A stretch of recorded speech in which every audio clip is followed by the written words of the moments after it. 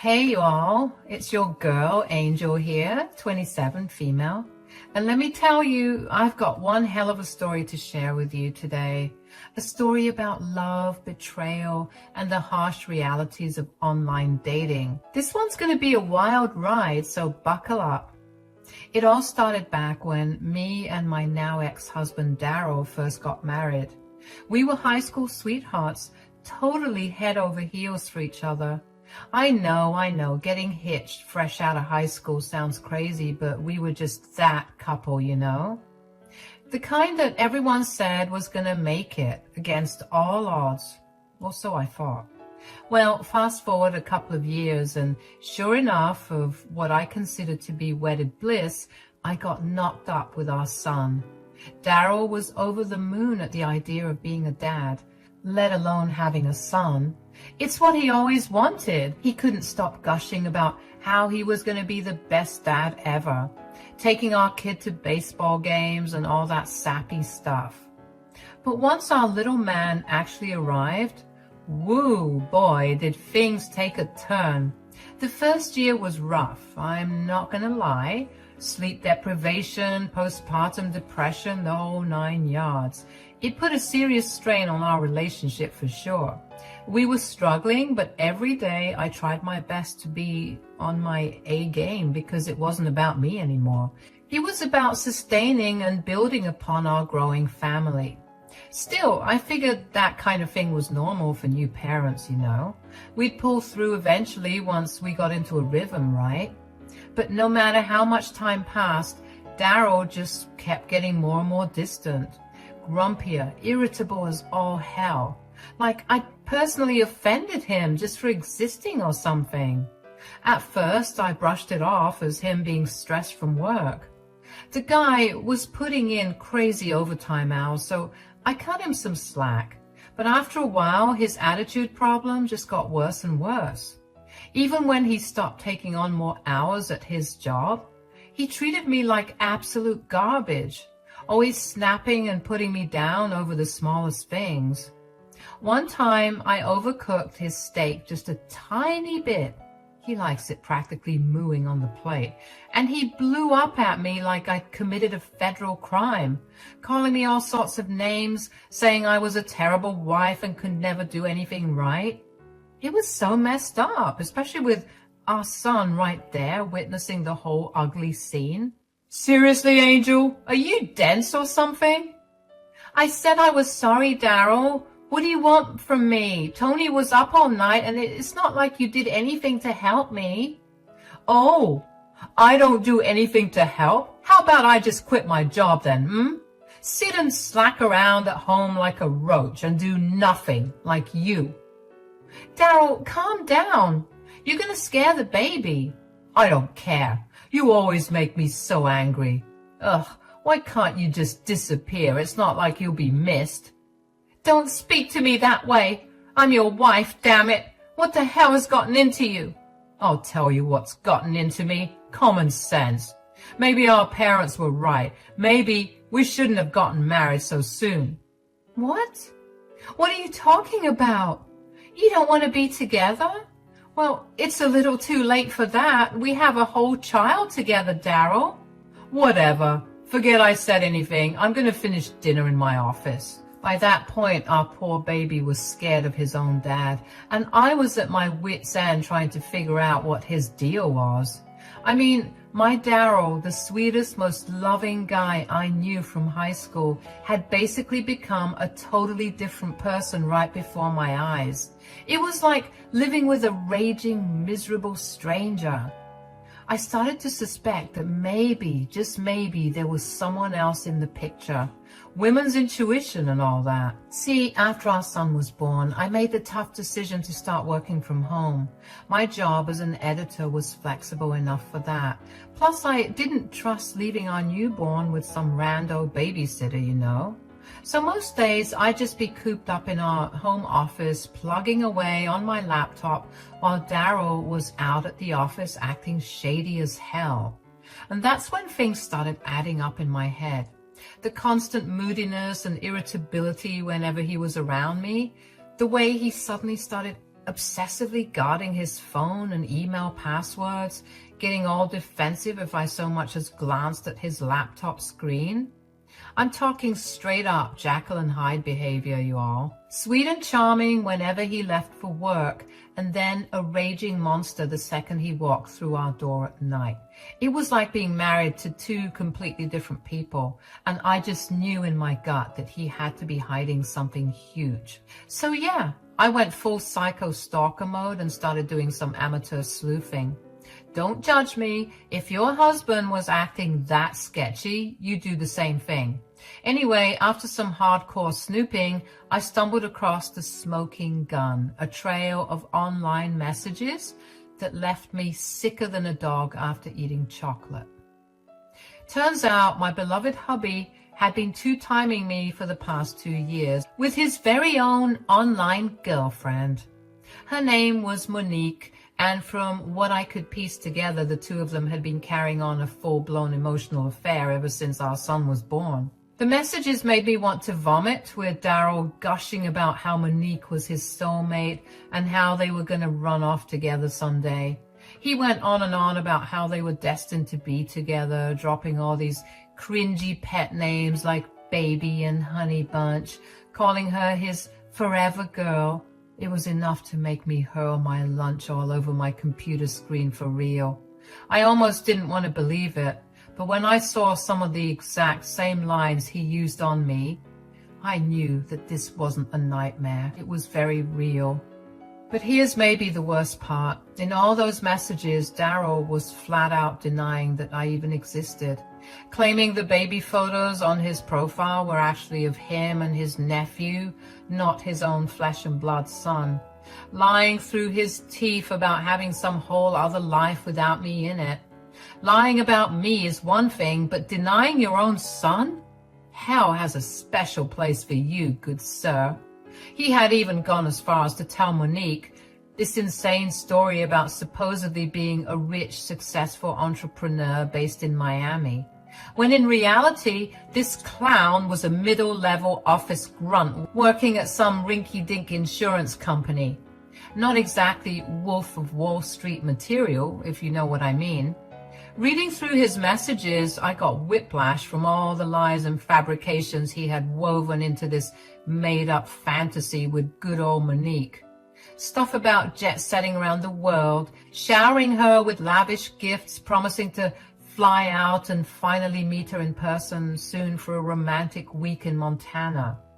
Montana of all places. Why that random landlocked state, you ask? Well, apparently this chick was trying to convince my dimwit husband she was some kind of high-class Instagram model or something. Because we all know the biggest hotshots for high fashion always come from freaking Montana, right? No offense to all my Montana residents. I'm sure you all are lovely. Sorry, I'm getting a little ahead of myself here. Basically, I had uncovered a sprawling web of lies and deception, and it made me sick to my stomach. Just picturing Daryl emotionally cheating on me, talking about all the things they were going to do with each other with this online rando he had serious delusions about, hiding it all behind my back for 2 years while I was stuck at home taking care of our baby by myself. It was all too much. Oh, it still makes my blood boil just thinking about it. After all, we had been through together all the dreams we talked about for raising a family, for him to betray me like that with some cheap internet girl? Unfreaking believable. Am I right? Once I had wrapped my head around the full extent of Daryl's shady double life, I knew I had to confront him about the truth I'd uncovered. So that very night when he came stomping through the door from work, shoulders hunched and brow all furrowed in his usual foul mood, I hit him with the million-dollar question before he could even kick his shoes off. So, Daryl, who's Monique? I'm telling you, the look of sheer panic that flashed across his sweaty face at that moment, priceless. His mouth hung open, hazel eyes bugging out like a deer caught in headlights. For a minute there, I thought he might actually pass out cold on our linoleum floor.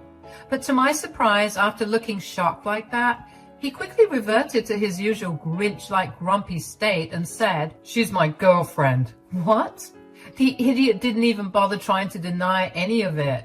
Nope. Instead, he just kind of shrugged his shoulders and was suddenly as calm as a freaking cucumber about the whole thing. Sick, right? And that's when the Daryl of old finally revealed his true, ugly, twisted self to me in all its horrifying glory. The sweet, caring guy I fell for in high school, he was gone, replaced by this bitter, hateful monster who looked me dead in the eye and said, "Yeah, that's right. I've been talking to Monique for a couple of years now. What are you gonna do about it?" Are you freaking kidding me, Daryl? So what, you've just been out here cheating on me, your wife, while I've been stuck at home raising our child by myself? I jabbed an accusatory finger in his chest, seething with a potent mix of rage and hurt that was making my whole body tremble. I really wanted to go crazy, break something, hit him even, but I was thinking about my son and how I didn't want him to be around this drama, even if he was fast asleep in the other room. He laughed then, an unsettling, mocking chuckle that made me want to clock him right in his smug face. How dare he act so casually while delivering such a devastating blow? "Oh, come on, you're overreacting. Honestly, I'm surprised it took you this long to find out, babe." "Don't you babe me, you pathetic scumbag. I saw the messages, you sick freak. How could you lie about having a whole other life and deny our son's existence like that?" Tears of hurt and anger were streaming down my face at this point. Daryl just shrugged again, completely unfazed. "Yeah, well, what did you expect me to tell her? That I'm some loser stuck in a crappy marriage with an ugly, boring woman like you? Give me a break." My jaw dropped at his cruel, hurtful words. This couldn't be the same man who once gazed at me with pure adoration and pledged to love me until the end of time. The person who made these promises in front of our friends and family. "You're a monster. After everything we've been through, you're really going to throw it all away for some internet tramp who's probably catfishing your stupid self. First of all, don't you dare talk about Monique that way. She's 10 times the woman you could ever hope to be. Sweet, beautiful, caring, the total package. I'd choose her over someone ugly and boring like you any time. Believe that." I felt like I had been punched in the gut. This deplorable jerk had admitted to emotionally cheating on me for years with some stranger online, all while disparaging me, the mother of his child, in the worst possible way. Doubling down on calling me boring and ugly? That was just cruel. A part of me still naively hoped I could reason with him. "How can you say that? We have a son together, Daryl, a family. Doesn't that mean anything to you at all?" "Don't give me that crap. You know I never really wanted kids in the first place. I was just trying to do the right thing and be a man about it. But I'm done living a lie. I'm done being unhappy. You make me unhappy." Before I could even respond, retort, or even snort in shock, he turned on his heels and headed to our bedroom. He defiantly stormed over to the closet and started recklessly flinging his clothes and belongings into an open suitcase. I watched in disbelieving horror as the reality set in. He was leaving, abandoning everything we had built over a decade together, all for his online side chick. "You can't be serious right now. After all this time, all our history, you're really going to walk out on me and your child for that virtual bimbo from Buttcrack, Montana? First of all, it's Butte. Learn your geography, idiot. And second, unlike your crusty self, Monique is real. So very, very real. And she wants me, the real me, not this phony baloney shadow of a man you've tried to turn me into all these years. So yeah, I'm leaving for good." I didn't even have a snappy comeback. I just collapsed onto the couch, sobbing hysterically as Daryl zipped up his suitcase and stormed out of our home without a second glance back. I probably looked pathetic. Who wouldn't? This was the love of my life. And he was bashing me to my face and uplifting another woman. I felt so awful. After who knows how long of crying until my eyes were swollen and dry, I pulled myself together enough to shoot off a quick message to Monique herself, because it seemed like all my tears were dried up. All that was left was pure, unfiltered rage. Using all the screenshots from me and Daryl, our wedding photos, our home, his belongings hanging up like his degree and his certificates, as well as pictures of our son, I spilled every last bean about Daryl's deception so that there wouldn't be a shred of doubt from her side. From his fabricated backstory of being a wealthy jet setter to lying about having a whole entire family he had abandoned to be with her twisted virtual self. I made sure she understood in no uncertain terms that my no-good snake of a husband was a liar and a cheater of the lowest degree. I sat there waiting, taking care of my son, cleaning up, cooking some stuff, and just keeping myself busy in any capacity because I felt like my head was going to explode. Hours went by and I was sure that she had blocked me or something, but to my surprise, she responded in the dead of night when my son had gone down again. Her response? A string of shocked, appalled emojis followed by, "Oh my God, I had no idea about any of this. I feel so bad for you. No one deserves to go through that. Thank you for bringing this to my attention. You didn't need to do it, but you did. And I'm so grateful for a girl's girl like you. I'm sorry that you married him. Don't worry, I'm going to teach that lying sack of crap a lesson he'll never forget." And that was it.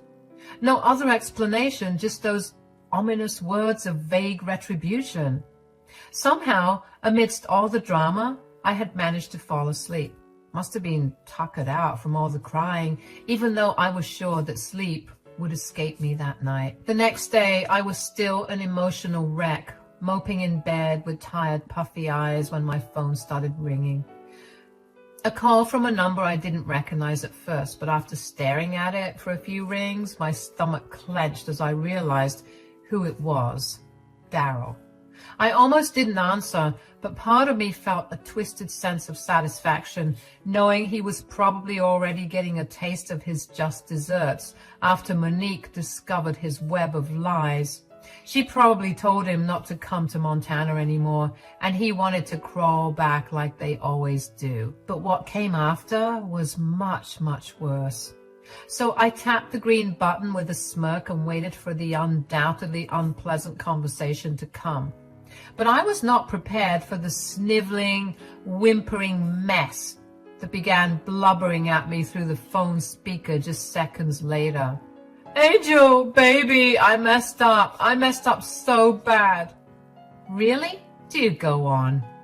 "This chick ain't who I thought she was at all. She's been lying to me this entire time." I scoffed loudly into the phone at the sheer audacity of him claiming to be the victim here. "Oh, you're the one getting lied to and deceived now? Well, ain't that just a kick in the pants?" "I'm so sorry, Angel. You were right about everything. She told me she was this rich, gorgeous model who was going to take care of me and give me this whole new life out in Montana. But it was all fake, just like you said." "Gee, you don't say. A mysterious online model turning out to be a fraud? How shocking." The sarcasm was just dripping from my voice at this point. I had zero sympathy for the fool getting conned by his own sick delusions. "When I got to the airport, there was no one waiting to pick me up like she promised. I've been trying to call her for hours, but the number's disconnected now. I don't know what to do. I'm stuck here with no money and nowhere to go. Please, you gotta help me. People are starting to stare." He dissolved into another pathetic bout of blubbering just then. As satisfying as it was to hear the loser getting his just desserts, I felt my eye twitching, listening to all his whining and sniveling. Like, did he really expect me to feel bad for him after he willingly nuked our entire family just to chase some online pipe dream? Let me get this straight. You left your wife and child so you could go gallivanting off with some imaginary honey you met on the internet. But now that your little dream world has shattered, you want what exactly? My sympathy? An apology? You got punked, my friend. That's your business. No, I'm not asking for any of that. But Ange, you have to help me. My cards are all frozen. My bank accounts are totally drained. She took everything. I let out a hearty cackle at that, not even trying to stifle my amusement. Guess Miss Montana decided to take this fool for everything he had before pulling the ripcord on their little romance. So let me get this straight. Not only did you leave me for this skank, you willingly gave her access to clean out all your finances too? Oh, buddy, you're even dumber than I thought. Looks like I dodged a bullet. I'm serious, Angel. She's gone radio silent. I'm trying to call the bank, but I'm not getting any responses. I have no way to get home, nowhere to stay. You've got to buy me a return ticket or something. I'll pay you back, I swear. Just please help me. I'm begging you. I crossed my arms sternly, pursing my lips as I mulled over his humiliating plea for help. After everything he had put me through with this pathetic cheating episode, he had the audacity to go crying back to me for assistance, bailing out the man who had so carelessly discarded me and our family just days prior. I started lashing out at him, telling him to kick rocks, telling him that he wasted these years of my life, and the only good thing that came out of it was our son. But he's my son now. That's right. You won't ever see or hear from him again, you pathetic bastard. Once you get your accounts in order, I'm going to sue you for everything you've got. You think you got it bad now? Well, let me tell you the reason why you're suffering like this. I took the liberty of reaching out to your precious Monique to fill her in on all the sordid details. He started coughing and spluttering like he was choking on the realization. That's right, lover boy. I sent her all the messages, pics, everything proving what a lying, cheating scumbag you turned out to be. So yeah, I'd say it's pretty clear now that you got played for a damn fool by your online soulmate. I guess it's poetic justice. You lied just like how she lied. I let out a mocking peal of laughter, waiting for Daryl to quit his rageful breathing. It was so cringe. He must have thought he was turning into the Hulk or something. How dare you interfere with me and Monique like that? You had no right. I'll do whatever the hell I want, you disloyal prick. Monique deserved to know what a lying deadbeat sack you really are before she got any more tangled up in your twisted web. And I'm glad it turned out that she was a liar. I'm glad she drained you dry. You're going to regret this, Angel. You just waited until I was at my lowest to kick me while I was down. That's low, even for a spiteful hag like you. You know what, Daryl? You're right. I don't feel one single shred of remorse or regret. After the unforgivable way you treated me and our son, you deserve that, and so much more. I think he started to realize just how much he needed me in that moment, because the angry spiel quickly stopped, and he reverted to begging me to help him out since he really was stranded. Yikes. But I wasn't having any of it. This guy thought that he could play me for a fool? What would I look like taking back the man who disrespected me to my face, wasted his savings on a last-minute ticket, just for his accounts to be drained by his very own soulmate? I couldn't do that to myself or to my baby. I hope you enjoy your new life as a lonely, miserable, homeless bum out there in Butt Crack, Montana, or wherever the hell else the universe decides to take you next. Maybe give panhandling a try. I hear it can be pretty lucrative for charismatic dirtbags such as yourself. Daryl didn't even attempt a retort. He just kept begging and pleading with me to have mercy on him. He said he didn't even want to come back home, just that I helped him with a ticket.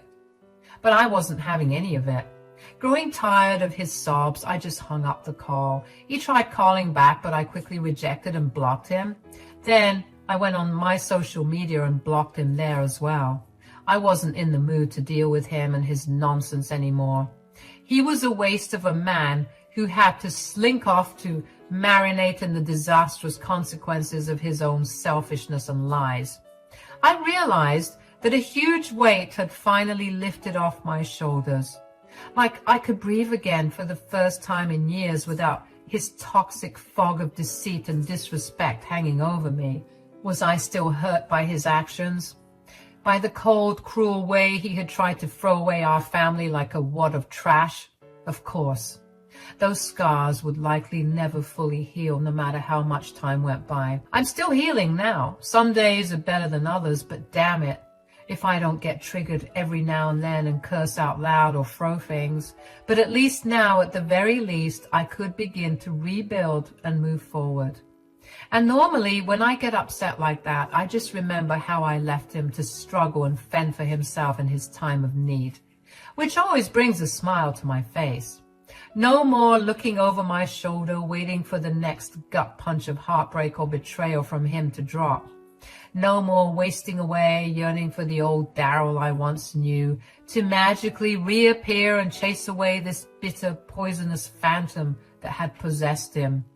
For the first time in what felt like an eternity, I was free. Free to be the mother, the woman I truly wanted and needed to be for myself and my son. The shackles of Daryl's toxicity, once so firmly shackling me down, had finally been unlocked and cast aside into the ether.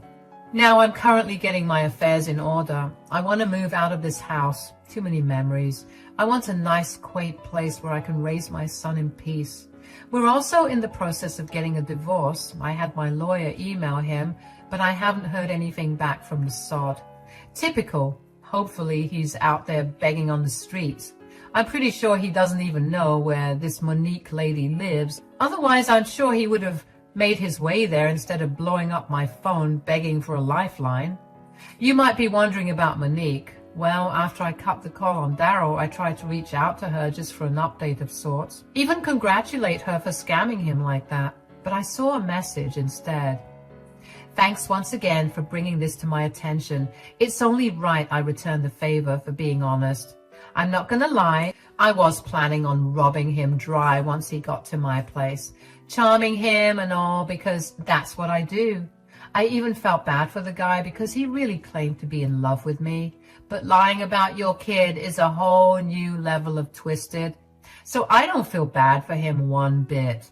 Take care of yourself, Angel, and good luck with the baby. I wanted to reply, but she had blocked me, leaving that last message as her final remark on the matter. Honestly, I'm not even mad at it. I tried searching for her on other platforms, but she was nowhere to be found. She disappeared into thin air like a ghost.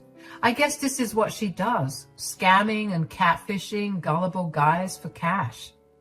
As for Daryl, I haven't heard a word from him, but I told his parents about his sick and twisted behavior, and they're just as upset. Maybe they'll bail him out and he'll come crawling back like they always do. But in the meantime, I have to take care of me and my son. I'll update you guys if anything happens. Thanks for listening to my story.